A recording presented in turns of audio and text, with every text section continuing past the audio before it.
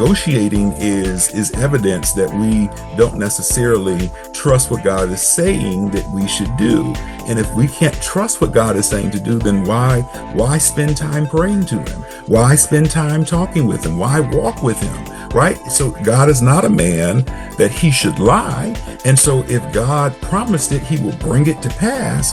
And so our obedience is now a action of our faith.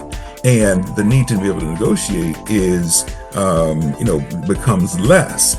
That's the voice of Reverend Kevin Taylor discussing how we might sometimes negotiate with God.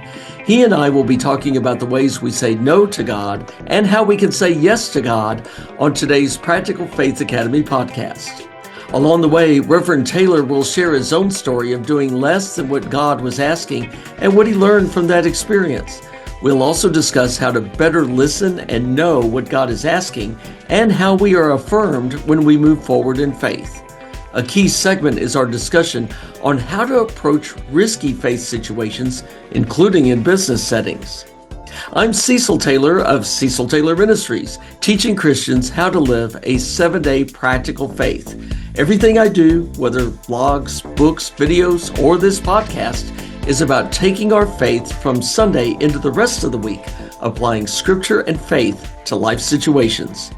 In the Practical Faith Academy podcast, I add other voices with other life experiences to understand how they put faith into practice. Please subscribe to my podcast according to your listening platform's instructions. I welcome your comments and your sharing of this podcast with others. Kevin Taylor approached me a few months ago about discussing an interesting topic on the Practical Faith Academy: how to address a calling that interrupts your life when you thought everything was settled. Today, Kevin and I will discuss discernment, preference versus obedience, and how to recognize the Holy Spirit's voice in your life. Kevin, thank you for this vital topic and your presence on the Practical Faith Academy. Thank you so much for having me, and hello to all of your podcast listeners. Kevin, I like to start off, since my ministry is about putting faith into practice, with this question: why is it important for Christians to put their faith into practice? Well, I think it's important that we understand that you don't have to check your faith at the boardroom door, and you don't have to check your business acumen at the church door. That God has uniquely equipped you for who you are, and because of that, He is expecting that you would engage all of the gifts that He has given you in each of the areas of your life. And so it is important that when we are interacting with people, that when we are on our jobs, in the grocery store, at the games, that we are representing Christ as best we can, because for many, we might be the only Bible they ever read. And so they are wanting to find out what makes us different and what it is that we have that they could themselves have. And so that is why it is so important that we not have two different lives, a life of Christ and a life of the world, but instead that we would glorify Him in all aspects of our life.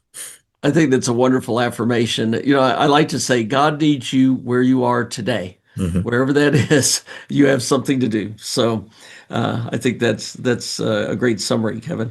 I want to dig into your scenario that kind of triggered the whole discussion. You had decided not to return to pastoral leadership and were building a different path for your life. And then in a moment, your plans began to change. So walk us through that scenario.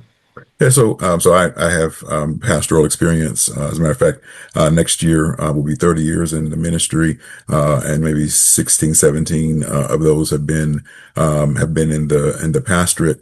There was a time when I thought that the responsibility of pastoring, and that it would mean that I would not be able to be able to date or to be able to find a spouse that was interested in me and not interested in being the first lady. And particularly in the Black tradition, the role of the first lady is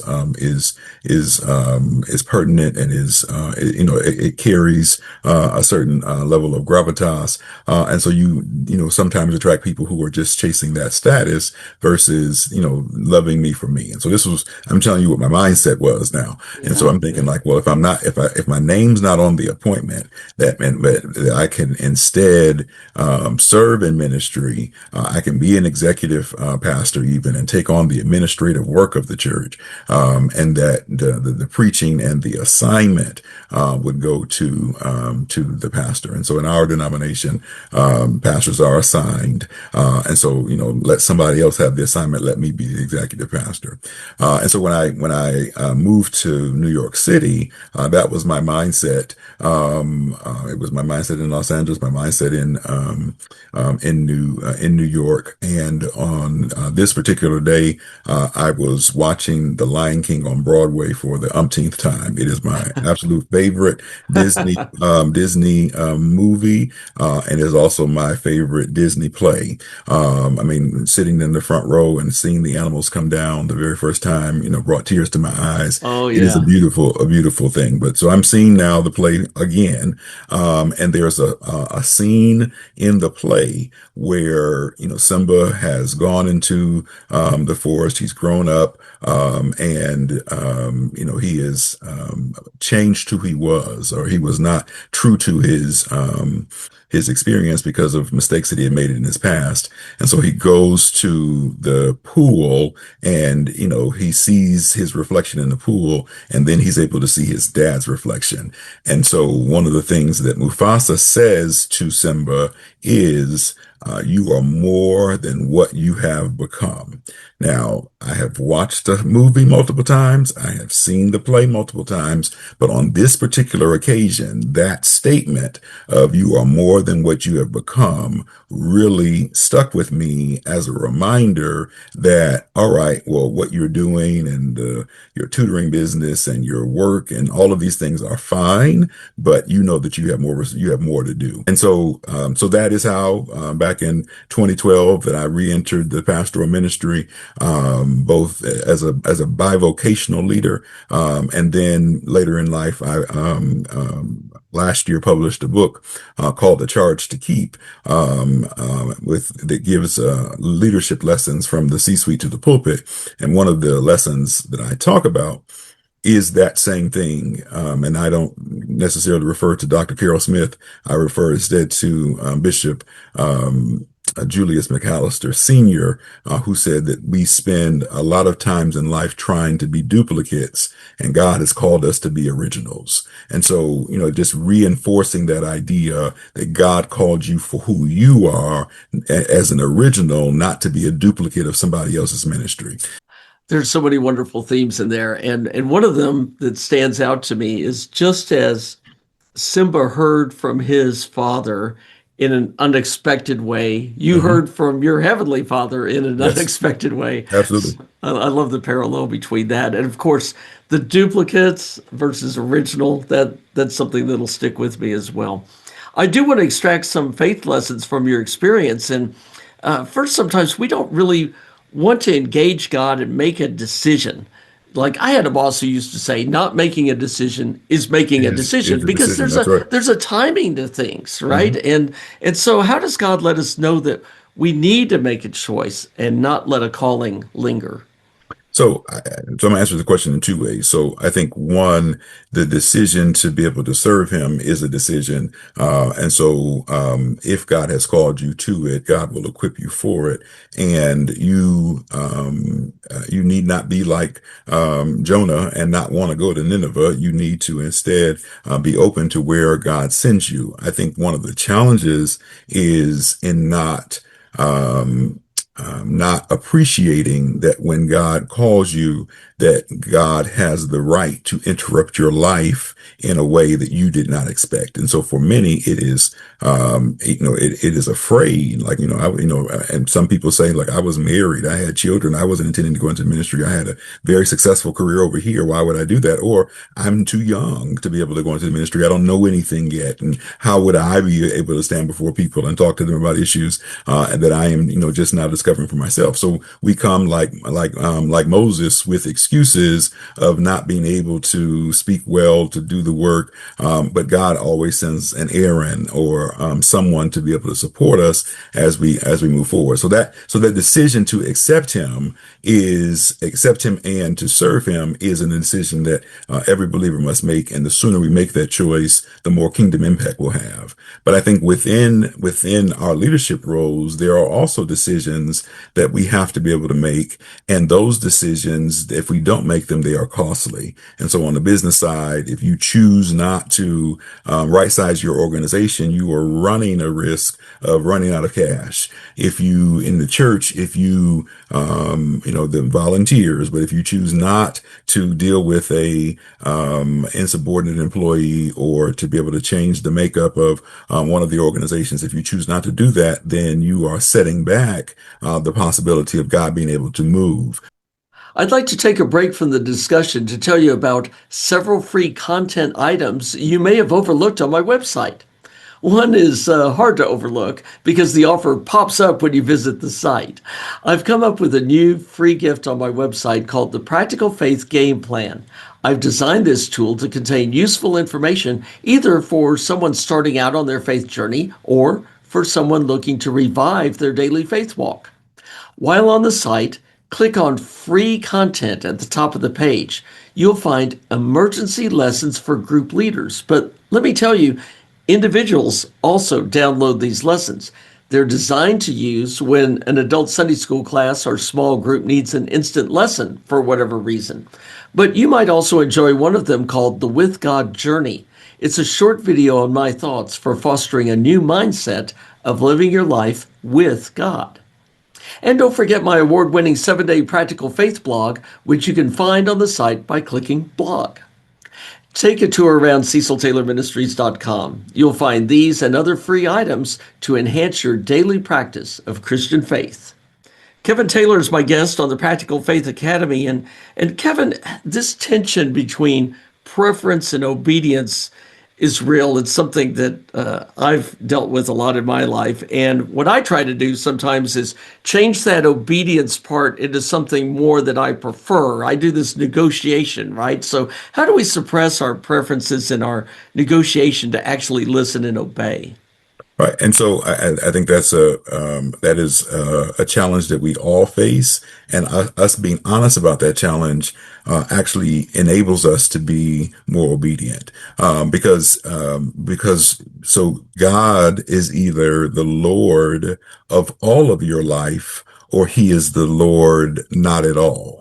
Right. So if God doesn't get to make your decisions in your finances and in your family and your job, if God is not able to make your decisions about how you spend your time or your resources, then he's not the Lord of your life. And as you develop the relationship with him, then you also begin reading the Bible and seeing evidence of God not always giving you the end. So like when God called Abraham to go and make many nations, and to be able to move. He didn't know how long and when. He said that you're going to have a son, and I mean, and you're going to have offspring, and like, but God, we're old, and you begin to understand that God is in control, and all the things that we go through with his knowledge. And so like you look at the story of Joseph, and like Joseph became the second in command, and it was true that the stars would bow to the moon and all those things, but it took a long time for that to be able to come to being. And in the middle, Joseph could have given up and said, but I'm in the pit, or I'm in the jail and I've been left behind, and I'm all I did was interpret the dream.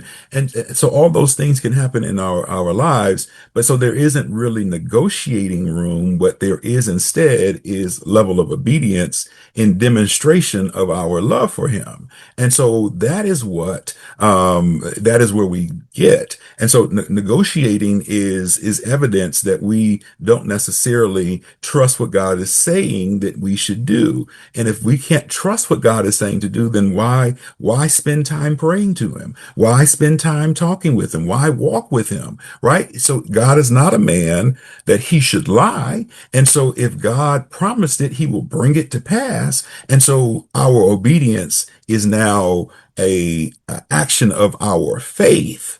And the need to be able to negotiate is, becomes less. So, when the Apostle Paul said, when I was a child, I thought like a child, I behaved like a child, but when I became an adult, I put those childish things away. And so the negotiation is the childish part of it, right? It's the when I was a child, I negotiated because honestly, look, most of the negotiation we don't follow through with. God, if you just get me out of that situation, then I will serve you. I will read my Bible every day. And like you have no intention of doing that. You just are saying it to get out of the situation you're in. And so the question then has to become, why would I not want to negotiate if God has been so good to me? If he has brought me from the things that I have come through in my life, if he can do all of that, then surely in this decision that I'm wrestling with, he can do it there too.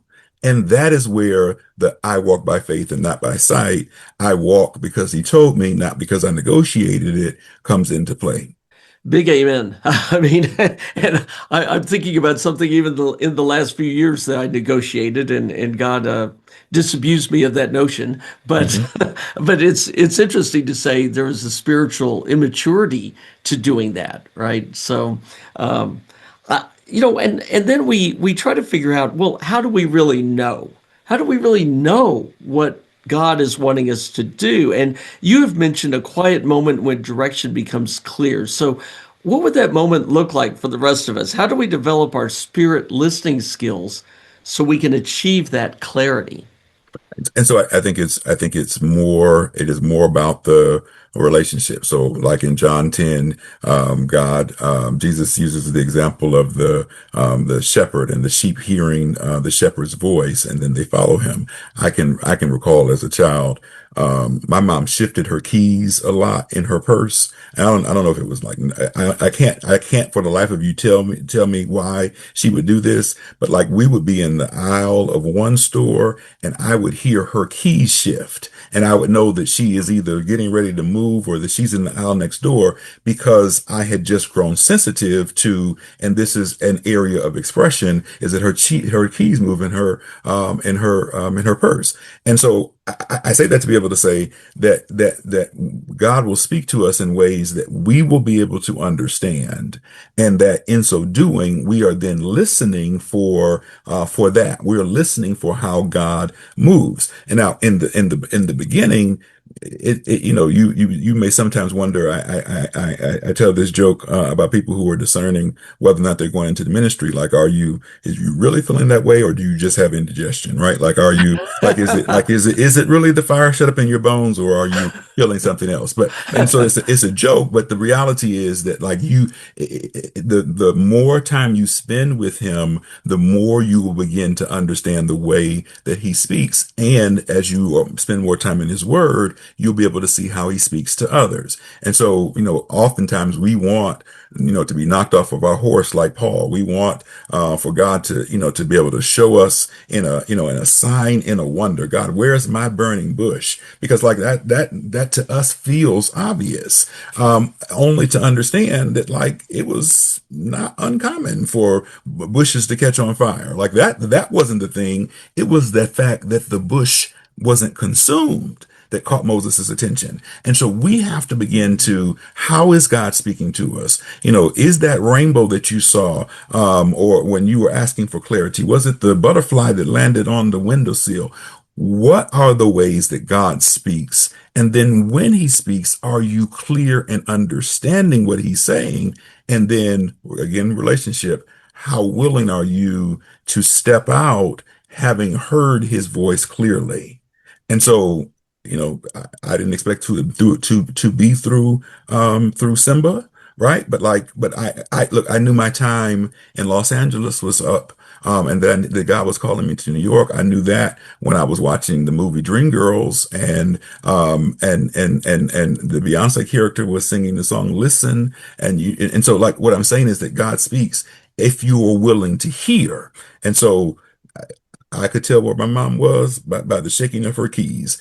There are some other things that we can communicate, and that God communicates, and that we have to be ready to hear. And it may not be an angel in a dream. It may not be, knocked off your horse. But when God speaks, he speaks clearly. One of the Old Testament prophets described it as the still small voice, right? And so, where are you making time to hear the still small voice that you might know what God is saying for you to do? And Kevin, atop that, my experience, I wanted to compare notes with you on this, but my experience is when you do make a decision and you're going the right direction, God will start to affirm that in different ways. Yes. It might be an encouraging word. It might be Mhm. a resource that you didn't expect. It might be a multiplication of some kind. Have you experienced that as Oh, well? absolutely. I mean, and so even in the choice to return to the pulpit, I've been hearing people say, you should, but sitting with Dr. Smith on that on the on the Hudson River when we're having dinner was another affirmation, right? And then getting to the assignment and seeing what God was looking to be able to do, like is another affirmation. So the thing is that you're right. God will affirm the call. He will affirm the choice as you go through. But we can't wait for the affirmation to make the decision because, like anything else, the celebrations come so infrequently that you just have to be open to them when they come, and you got to receive them when they come, and allow that to be enough to push you on to the next mile marker of the race. Let me pause a moment to suggest a resource that ties in with this conversation with Kevin Taylor. I wrote a book and small group video study called From Comfort Zone to Trust Zone. I believe Jesus is always causing us to consider our comfort zones and how they can be traded for a trust zone that takes us deeper into faith through risk taking. This is a biblically based study. From Comfort Zone to Trust Zone delves into a dozen Bible stories of Jesus challenging people to take leaps of faith for his kingdom. Then I map those stories to today and how Jesus invites us into risky territory as well. When you take risks for Christ, you'll find your trust grows because Jesus is right there with you. Please visit CecilTaylorMinistries.com, click on Books and Videos, then choose From Comfort Zone to Trust Zone. And check out my other award winning books and videos while you're on the site. My guest today on the Practical Faith Academy is Kevin Taylor. And Kevin, one thing I think is just kind of an undertone to everything we're talking about is risk taking for Mhm. Jesus. And I actually wrote a book, From Comfort Zone to Trust Zone, that was on this topic. And so I think we can sometimes give lip service to Jesus, or we can sometimes go out and do for Jesus. And what's your guidance on accepting and implementing when people are called to do something risky? How do they just get over the hump to say, I'm going to get out of my comfort zone and start to trust? Yeah, so interesting that you mentioned that because my trial sermon, my initial sermon was on Peter walking on water, and I, it was keep your eyes on the prize. So that was 30 years next July. But I say that to be able to say that it is necessary, and I found in my life that the times that I've been the least comfortable have been the times that I have grown the most. I think the answer to your question about your openness to risk is rooted in what is the consequence if you choose not to do what God has asked you to do. And so for Jonah, it was spending, days in the inside of the belly of the fish. For others, it could be the absence of the blessing that God had in store for us. And so I think first you have to assess what is the danger of inaction, but more so, how can God get the glory in the choice that you are making, consequences being what they are. So if we look at the story of Shadrach, Meshach, and Abednego for just a moment. So we're in Daniel 3, and the expectation is that they would bow down to the king, and every time the trumpet sound, whatever the story says, and they chose not to do so. And so that, of course, made King Nebuchadnezzar upset, and the consequence was that they were going to be thrown into the fiery furnace. And so they're having this conversation with King Nebuchadnezzar, and they're saying, like, why didn't you do this? Well, because it is not consistent with our values. And so that made him mad to turn up the heat, 7 times. But they said that we believe that our God is able to do this, that he's able to save us from the fiery furnace. But the most important part of the scripture, in my mind, is the part that says, but even if he doesn't, not that he can't, not that he won't, but that even if he doesn't, we're still going to make this choice. That level of faith and being able to say, even if it doesn't work out the way I wanted it to work out, I'm still willing to do it. And so then we look at the story of Esther, right? And so she's saying, Mordecai is saying to her, now look, now you are in the king's graces. Now you think that that if he's going to kill all the Jews, you're going to be spared. You are mistaken. And so you are called for such a time as this. And so Esther calls the fast. She asks for the people to pray. And she says, if I perish, then I perish, right? That if this doesn't work, well, it won't be because I didn't try. It will be because God didn't will it to be so. That's the level of commitment that we have to have. And I think that we don't spend enough time talking about and if things don't go right, if things don't go well. I made a principal choice on a job, and it cost me that job. And years later, my family has not fully recovered financially from that choice. But I'd make it again because it was what God asked. And it was consistent with my faith. And if God can forgive me, then why would I be unwilling to forgive someone else? In this case, another corporation, but someone else, if God can forgive me. And so if redemption is possible, then why is redemption not possible for this entity? And like that's the acting of the faith. That's the putting faith in motion that we don't talk enough about. So you can lose the job, you can lose your status, you can lose your situation, but you can still have your integrity. And you're right, integrity doesn't pay the bills necessarily, but integrity is not something that you can get back once lost. There's so many beautiful things in that that I don't know if I could cover all of them, but one thread I want to follow is the idea of making ethical business decisions. Mhm. And I know when I was in business, there were times I was asked to do something that was wrong in my eyes. And in one case, I just said, I'm not going to do that. And it actually worked out better for the corporation than if I had followed the way they said. It actually built trust with the customer. And in another situation, I said, I just can't do this anymore. I left the job because of being asked to do unethical things. So I'm wondering, you are a leadership expert. And as you talk to people who are going to be in business settings, what is your counsel for situations like that? I know you've made some tough choices. I've made some tough choices, but what guidance do you have?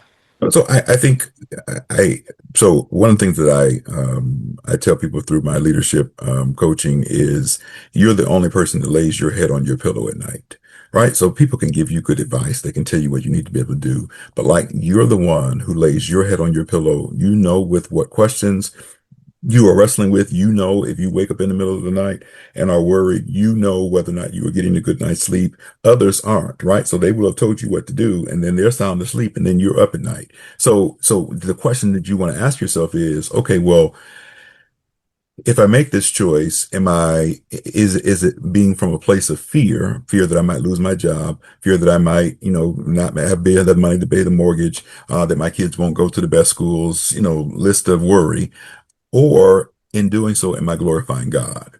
And so the question that we should be asking is more about, and how would God get the glory even in this decision?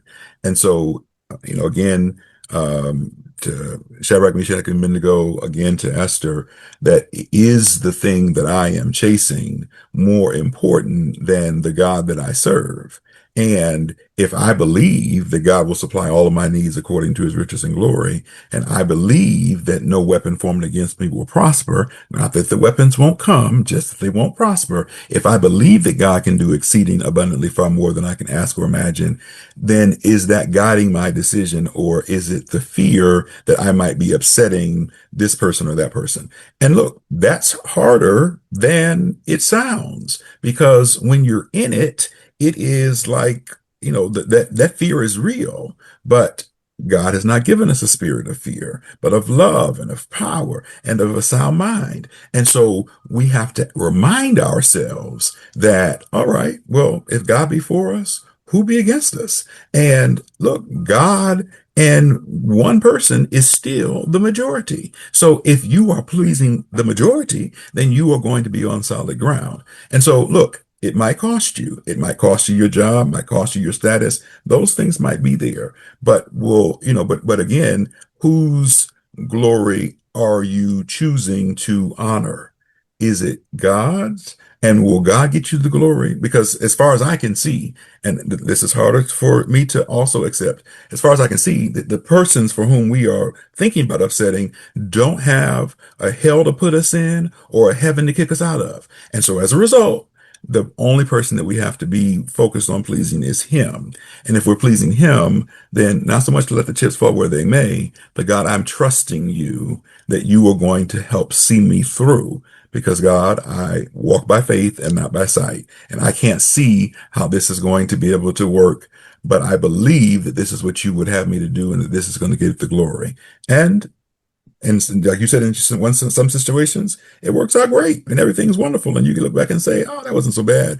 Other times it's like, man, it did cost me, but I can lay my head on my pillow at night knowing that my dignity has been preserved, that I did not, that I'm not going to hear on Judgment Day that you did not make a decision for me. Kevin, I really appreciate you digging and drawing from this deep well of faith that you have and blessing us with all the things you're saying. I have a last question on faith, and that is for people trying to live a 7-day practical faith. What is your best tip for maintaining, developing that 7-day aspect? Well, so I think it is, one, are you spending time with him? And I don't mean just like, are you doing things that are related to him, right? So spending time with him is not doing church work, going to church, it's not being in the choir, the most active member. Busyness is not the same thing as faithfulness. And so we've got to, so again, are you spending time with the Lord?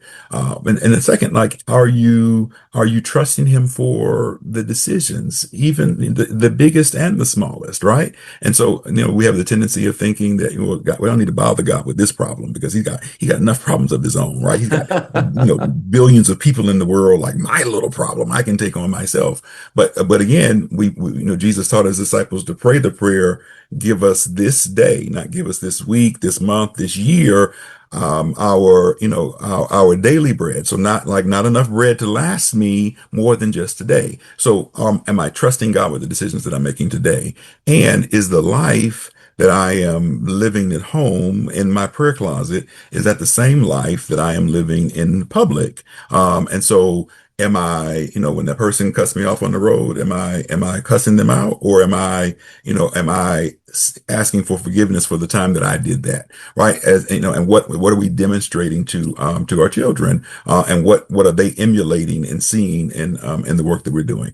Are you living your life in a way that is bringing him glory? And so if you can answer that question every day, if you can say that this is going to be the day that I bring him glory, then that is success. It doesn't matter what happened yesterday. He's given me new mercies, new opportunities today. And so how do I use that today? Tomorrow, if I get there, Jesus says in Matthew 6 that, it will carry enough trouble of its own. And so can we focus on today? And so to your listeners who are thinking about how to do it, I'd say make it today and let today be your focus. Let this next conversation with your loved one, the next time you get behind the wheel, the next email that you send, the next text message that you send, the next Facebook post that you do, let it be about what you are doing to glorify God today. And if you can do that, then tomorrow you can say, well, look at what God has done. Let me try that more. Or you can say, all right, God, I didn't have such a good day yesterday, but I believe you that you're going to be able to do it today. Kevin, I want to wrap up by having you tell our listeners how they can follow you, find your books, so forth.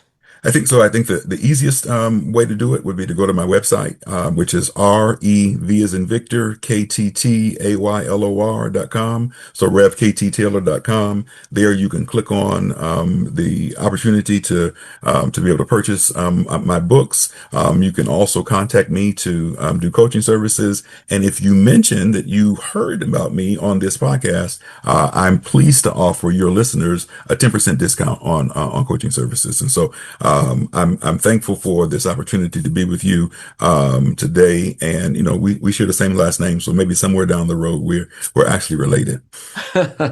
We're related in more ways than one, I'll Yes. bet. It certainly as children of God. I'm feeling it today. I believe a lot of people are going to be blessed by this conversation, but I know one has already. So thank you very much Thank you. for what you shared today, Kevin. Thank you. What a discussion on practical faith. I feel like Reverend Kevin Taylor and this episode should steer you toward new ideas for living out your faith. The next Practical Faith Academy episode in the second half of August will bring us to the important topic of caregiving. We never know when we might unexpectedly become caregivers or when we might need caregiving ourselves. To wrestle with our faithful approach to caregiving, I've invited Ingrid Hansen-Popp. She is passionate about helping caregivers and has written a book on the topic of caregiving and on becoming adult orphans when our parents pass. Be sure to check for that conversation in the last part of August. I talked earlier about From Comfort Zone to Trust Zone, and I'd really appreciate you investigating that book along with my other books and small group video studies. As I said earlier, I also offer free ways to benefit from my ministry. Subscribe to this podcast. Follow Cecil Taylor Ministries on Facebook or Instagram, but be sure to sign up for my free monthly newsletters, Ministry Connection and Backstage Pass. They combine practical faith tips with updates on the ministry and on my life as well. These days, I'm using Backstage Pass to journal about my authoring of my next book, The 40-Day Spiritual Soak. Visit CecilTaylorMinistries.com and either select the Practical Faith Game Plan offer or scroll down the homepage to register. Read about all these opportunities in the show notes and how you can stay in touch with my ministry. Until next time, remember, God sends you into the world every day.